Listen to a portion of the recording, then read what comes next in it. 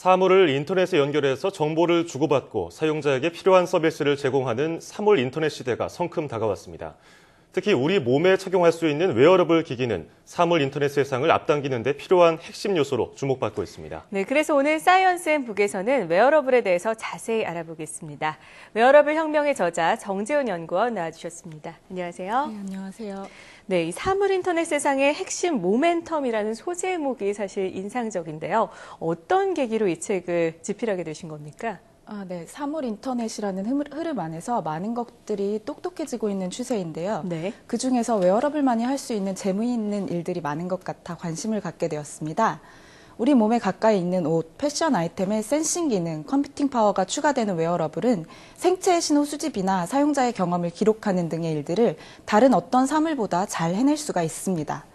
글래스 형태와 같은 웨어러블은 사용자가 보고 있는 시선 정보를 인식하고 그 위에 원하는 이미지를 더해 보여주면서 생동감 있는 증강현실 서비스를 제공할 수도 있습니다. 네. 이처럼 웨어러블이 갖고 있는 차별적인 강점과 제공 가능한 서비스들에 관심을 갖고 연구를 진행하게 되었고, 연구를 하면서 하게 된 재미있는 생각들을 공유할 수 있는 좋은 기회를 만나서 책을 집필하게 되었습니다. 네, 최근에는 스마트 안경, 스마트 신발, 양말, 장갑, 이것저것 할 것 없이 다 인터넷이 연결되어 있는데 구체적으로 어떤 제품들이 있습니까? 네, 말씀하신 것처럼 정말 다양한 웨어러블 기기들이 출시되고 있습니다. 네. 많이 알려진 시계나 안경 타입의 웨어러블뿐만 아니라 벨트, 신발, 양말 등 다양한 형태의 웨어러블이 등장하고 있습니다.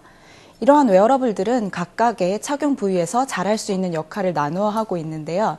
예를 들어서 벨트의 경우에는 사람들의 자세를 인지해 올바르지 않은 자세로 앉아 있으면 자세를 고치도록 조언해 줍니다. 네. 양말은 발에 가해진 압력을 측정해서 관절 등에 무리가 가지 않도록 걷거나 뛰는 자세를 교정하도록 조언해 줄 수도 있습니다.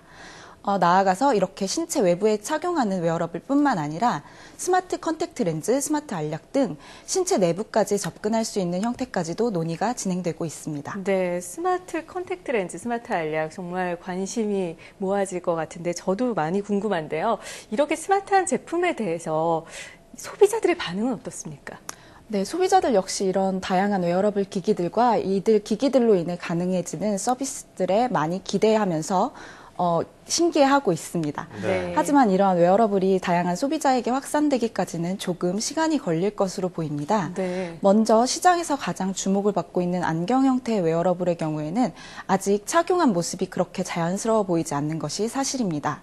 그리고 시계 형태의 웨어러블의 경우에는 크기나 디자인 측면에서 여성 소비자가 착용하기에는 다소 부담스러운 상태이고요. 그렇게 부럽진 않더라고요. 네, 차고 아직까지는 있는 좀 모습이. 여성분들이 착용하기에는 굉장히 좀 부담스러운 형태입니다. 네. 근데 하지만 기술이 발전이 되면서 많은 부분 개선이 이루어질 것이라고 보이고요. 그렇겠죠. 네, 다른 상당수의 웨어러블도 디자인이나 착용감 측면에서 아직 대중성을 확보하지는 못한 것으로 보입니다. 하지만 말씀드린 것처럼 향후 기술적인 발전이 이루어지면서 크기나 디자인 제약이 줄어들수록 다수의 사용자가 반길 수 있는 다양한 디자인의 제품이 출시되고 이런 웨어러블에 대한 관심이 구매로 이어지는 비율이 높아질 것으로 보입니다. 네, 아직 가격 대비 성능이 그렇게 뛰어난 것 같지도 않고 말씀하신 대로 디자인도 그렇게 좀 둔탁하게 네. 생겨가지고 아직 많이 착용하고 다니는 건 못 봤는데 그렇다면 기업들의 경쟁도 치열할 것 같아요. 그럼 마케팅이나 제품 개발에 있어서 어떤 전략을 세우고 있나요? 네, 현재까지는 거대 IT 기업과 스타트업, 중소기업 진영이 다소 다른 시장 접근 방식을 보이고 있습니다. 네. 거대 IT 기업의 경우에는 자신들의 기술적 역량을 활용해서 다양한 기능들을 웨어러블에 담아내고 있습니다. 이런 기능이 많이 들어간 만큼 크기, 두께, 디자인 측면에서 제약이 있지만 디자인을 개선하려는 노력도 멈추지 않고 있습니다. 점점 아날로그 제품 본연의 디자인과 유사한 웨어러블을 출시하거나 패션 업계와의 협업을 추진하고 패션쇼 무대에 웨어러블을 등장시키는 등 패션 요소를 보강하려는 움직임이 나타나고 있습니다. 네. 반면 스타트업이나 중소기업의 경우 웨어러블만이 할 수 있는 한두 가지의 기능만을 담아내면서 디자인이나 착용감에 좀 더 신경을 쓰는 모습입니다. 네. 네, 제품 홍보 사진을 패션 잡지에 들어가도 이질감이 없을 정도로 만들어내면서 자신들의 제품이 갖고 있는 디자인적 강점을 강조하거나 모듈 형태의 웨어러블을 만들어 소비자가 원하는 디자인의 패션 아이템에 자유롭게 부착하여 스마트 기능을 누리게 하는 등 거대 IT 기업과는 약간 다른 방식으로 시장에 접근을 하고 있습니다. 네, 사실 요즘 워낙 웨어러블 해서 웨어러블은 좀 익숙해졌는데 책을 통해서 니어러블에 대해서 언급을 하셨더라고요. 어떤 차이가 있는 겁니까? 네, 웨어러블이 우리가 신체에 밀착해서 착용하는 옷이나 패션 아이템의 연결을 가능케 하는 것이라면 니어러블은 비콘이라는 근거리 통신 기술을 이용해서 우리 가까이에 있는 사물과의 연결을 가능케 하는 것입니다. 예를 들어 TV 근처에 비콘을 설치한 상태에서 사용자가 TV 앞 소파에 앉으면 자동으로 TV 리모컨 앱이 스마트워치에서 실행될 수가 있습니다.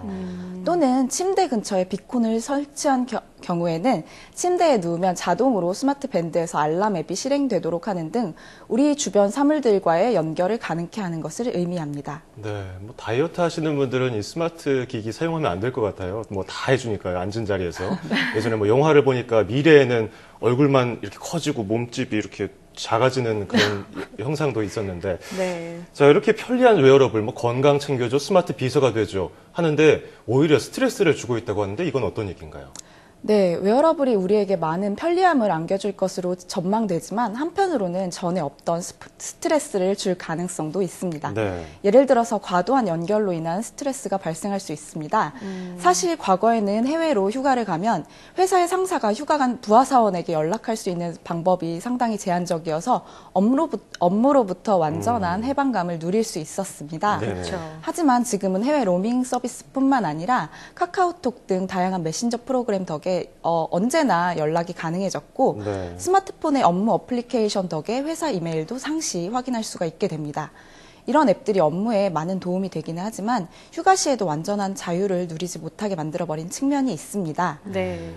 웨어러블을 통해 수집되는 다양한 정보들을 회사가 직원 관리를 위해서 사용하려 한다면 직원들의 자유가 크게 침해될 수가 있습니다. 이거 뭐 네. 상사에게만 도움되는 기능인데요. 네, 회사 측면에서는 또 반길 수가 있는데요. 직원 어디에 가 있는지 입장에서는 뭘 하는지 다 위치 추적까지 아유, 되는 거 끔찍하네요. 아닙니까? 네, 그렇습니다. 네. 네, 이미 운동선수의 경우에는 유니폼에 부착된 센서들로 선수들의 움직임이나 퍼포먼스들을 확인하고 있습니다. 네. 이런 추세가 점점 확대된다면 웨어러블로 인한 스트레스가 가중될 수 있습니다. 또한 사생활 노출의 우려도 있습니다. 스마트폰 시대에도 많은 정보들이 스마트폰에 담기면서 정보 보호, 보안과 관계된 다양한 문제들이 제기되어 왔습니다. 하지만 웨어러블 시대에는 이러한 보호 이슈가 더욱 커질 수 있습니다. 웨어러블의 특성상 중요한 개인정보 중 하나인 건강정보나 바라보는 시선, 대화 내용 등이 보다 손쉽게 수집이 됩니다. 그 과정에서 웨어러블 사용자와 함께하는 다른 사람의 정보까지도 역시 수집이 됩니다. 이처럼 나와 남의 민감한 정보들이 해킹이 된다면 작게는 다양한 스팸에 시달릴 수가 있고 크게는 더욱 심각한 사생활 침해 문제나 안전 문제가 발생할 수도 있습니다. 네, 편리한 것도 좋지만 좀 깨름직한 부분도 없지 않아 있는데요. 그렇다면 미래의 웨어러블, 우리에게 어떤 영향을 줄까요? 네, 이런 부정적인 측면이 있지만 여러 분야에서 많은 기여를 할 수 있을 것이라고 보입니다. 우선 가까운 미래에는 헬스케어 및 의료 서비스의 개선에 상당 부분 기여할 것으로 보입니다. 네. 웨어러블을 통해 상시 수집되는 신체 정보는 사용자의 평소 생활 습관, 운동량, 신체 상태 등의 분석을 가능케 합니다. 수집되는 정보를 통해 의료진은 환자의 상태를 보다 구체적으로 파악할 수가 있고 더욱 적합한 개선 방향을 제시할 수도 있습니다. 안경과 같은 형태의 웨어러블은 사용자의 일상을 큰 노력 없이 기록할 수 있도록 도우며 사용자의 시선에서 바라본 장면을 그대로 다른 사람에게 전달할 수 있게 되면서 네. 가상 견학이나 가상 여행 등 경험의 공유를 통한 새로운 서비스가 가능해집니다. 초상권이 없어지겠는데요. 네, 그런 문제들은 좀 극복이 돼야 하는 문제 중에 네. 하나라고 생각이 됩니다. 그리고 얼굴 가까이에 위치하는 웨어러블을 통해 보다 정확한 음성 명령이 가능해지고 사용자의 움직임 자체를 입력 수단으로 사용할 수가 있게 됩니다. 또한 전화, 메시지, 앱 등의 알림도 웨어러블에서 보다 즉각적으로 확인이 가능해집니다.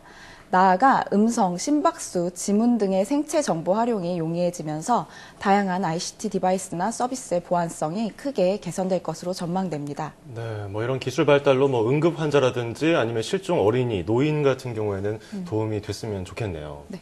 자, 신기하고 이런 편리한 제품을 넘어서 웨어러블이 이제 일상이 되고 있다는 생각이 점점 듭니다. 하지만 기술이 발전하는 만큼 사생활 침해 등 보안 문제를 해결하고 디지털 스트레스를 해소하기 위한 방법에 대해서도 고민해봐야겠습니다. 지금까지 웨어러블 혁명의 저자 정재훈 연구원과 함께 이야기 나눠봤습니다. 고맙습니다.